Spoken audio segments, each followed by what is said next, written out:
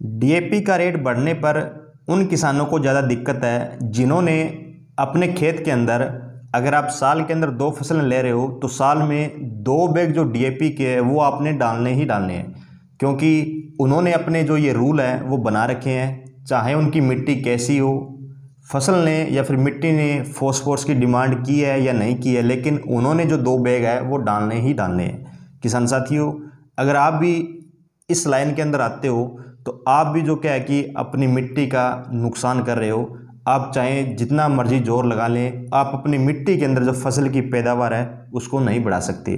किसान साथियों, अगर डीएपी का रेट महंगा हुआ है तो ये कहीं ना कहीं किसानों को जो फ़ायदा है वो होने वाला है। क्योंकि अगर कोई चीज़ महंगी है तो हो सकता है कि उसकी जो खपत है वो हम कम कर दें, उसका जो प्रयोग है वो हम ज़रूरत के हिसाब से कर दें। आइए थोड़ा सा हम डीएपी को समझ लेते हैं, ताकि आपको जो रेट बढ़ा हुआ है उसके अंदर अगर आपको कोई दिक्कत आती है तो पूरा का पूरा जो प्रोसेस है वो आपको समझ आ जाता है कि हाँ चलो ठीक है, रेट बढ़ गया कोई दिक्कत नहीं, हमारा जो खर्चा है वो कम हुआ है।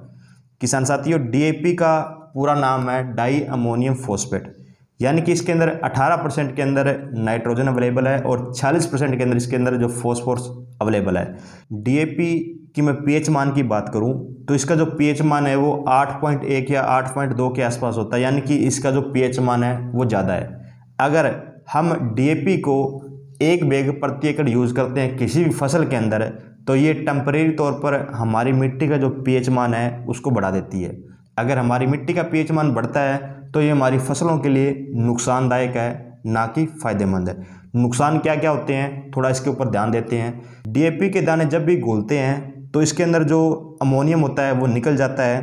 अमोनियम निकलने के बाद जो अमोनिया है वो वाष्पीकरण हो जाती है, यानी कि ऊपर उड़ जाती है।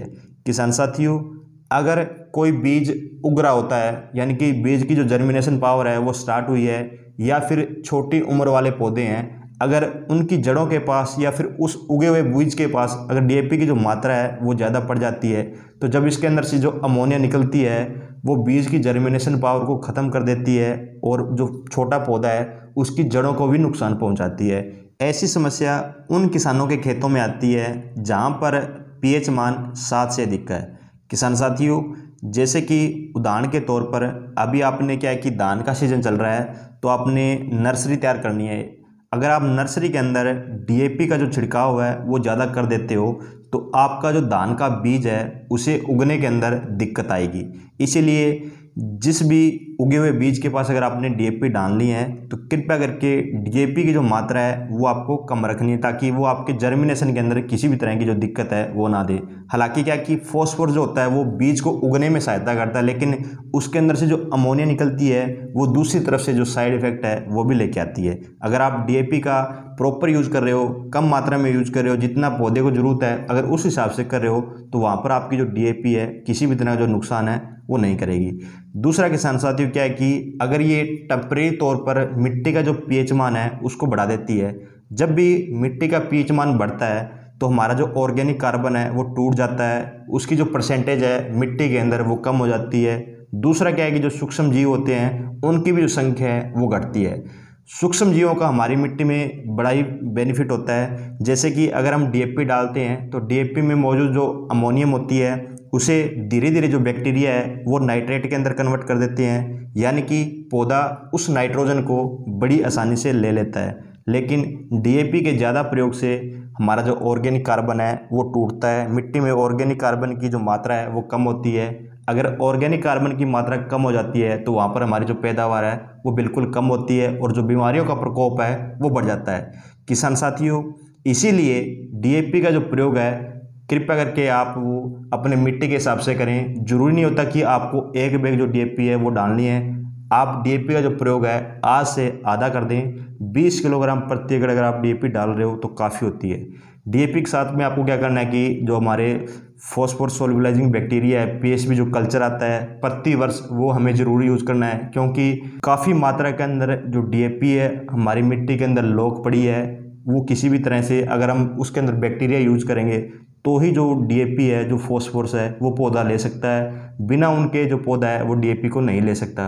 क्योंकि अगर आप डीएपी के बैग को देखोगे, फॉर एग्जांपल आपको मैं फ़ोटो दिखा रहा हूँ, इसके ऊपर क्या लिखा हुआ है कि नाइट्रोजन है 18%, और पीटी यानी कि फॉस्फोरस टोटल है 46%। और इसके आगे लिखा हुआ पी ब्रैकेट के अंदर दिया हुआ CS, वो लिखा आपने 46%। इस CS का मतलब होता है सिट्रिक सोल्यूबल या फिर आप सिट्रस सोल्यूबल बोल सकते हो, यानी कि ऐसी DAP जो सिर्फ और सिर्फ बैक्टीरिया द्वारा ही घोली जा सकती है। इसके आगे लिखा हुआ है PWS यानी कि फॉस्फोरस वाटर सोल्यूबल, वो कितने 39.5%। हम जो छींटा देते हैं उसमें 39.5% जो DAP है वो पानी में घुलती है, जिसे पौधा डायरेक्ट ले लेता है। बाकी की जो DAP है वो सिर्फ और सिर्फ जो हमारे बैक्टीरिया है वो ही घोल सकते हैं, जो कि इन्होंने बैग के ऊपर साफ साफ लिखा हुआ है। अगर आप ये जो प्रोसेस है उसको पूरा समझना चाहते हो, ये जो DAP के बैग के ऊपर लिखा हुआ है, तो इसके ऊपर मैंने वीडियो डाली हुई है, आप जा कर के देख सकते हो। इसका जो लिंक है वो आपको मैं डिस्क्रिप्शन के अंदर भी दे देता हूँ। किसान साथियों, जितने भी सब्जी वाले किसान हैं वो कोशिश करें कि DAP को हमेशा किसी ड्रम में घोल कर ही दें। अगर आप DAP को घोल कर देते हो तो वहाँ पर सब्जी वाले किसानों को काफ़ी ज़्यादा जो बेनिफिट है वो होने वाला है, और साथ साथ में जो DAP की खपत है वो भी कम हो जाती है। यानी कि अगर आप आधी बैग जो DAP है प्रति एकड़ वो लगेगी। पहले हमने क्या किया कि 1200 रुपये में एक बैग लेके आते थे, अभी जो DAP का रेट है वो बढ़ चुका है, करीबन अगर 1600 रुपये DAP हो चुकी है, तो हम अगर आधा बैग यूज़ करेंगे तो हमारा प्रति एकड़ जो खर्चा है वो 800 रुपये आता है। यानी कि पहले के मुकाबले में 400 रुपये जो है वो बचत आ जाती है। लेकिन काम हमारी जो DAP है वो उतना ही करेगी। हमें क्या करना है कि जो बैक्टीरिया आती हैं, PSB जो कल्चर आते हैं, वो साथ के अंदर जरूर यूज करने हैं। धन्यवाद किसान साथियों।